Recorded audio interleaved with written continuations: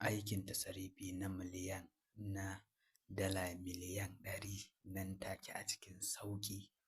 Assalamu alaikum warahmatullahi ta'ala barakatuh. Muna kuwa fatan alkhairi kuma take muna fatan alkhairi daga ƙasashe daban-daban, jihohi daban-daban, mutane daban-daban kamar irin su mutanen mu na Nijar da na Libya, na Saudi Arabia, na Taiwan, Qatar, South Africa, Burkina Faso da sauran ƙasashe da sauran mutane masu kiran mu suna saka mu ayyuka da masu biyan mu ta wasu don ƙarin bayani. To insha Allah rabbi kamar yadda muka saba shigo muku da manyan mashahuran hamshakan asirai insha Allah cikin wannan gida na mai albarka. To insha Allah rabbi kamar da kuka sani yau muna dauke da zazzafan mujarrabin nan take makasar gumin asirin da sarrafin kuɗi mai fitar da dala miliyan 100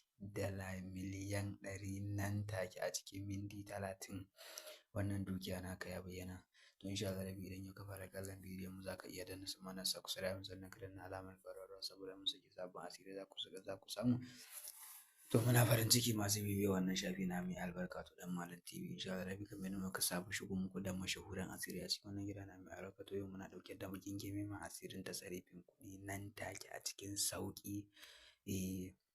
Akwai mutane wanda suke yawan ƙorafi akan cewar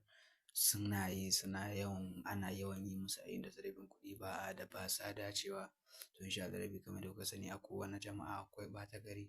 Insha Allah rabbi kawai ka ɗauki nan ba ta kai magana ta WhatsApp nan take wannan alƙawari ne da izinin Allah mujarrabin nan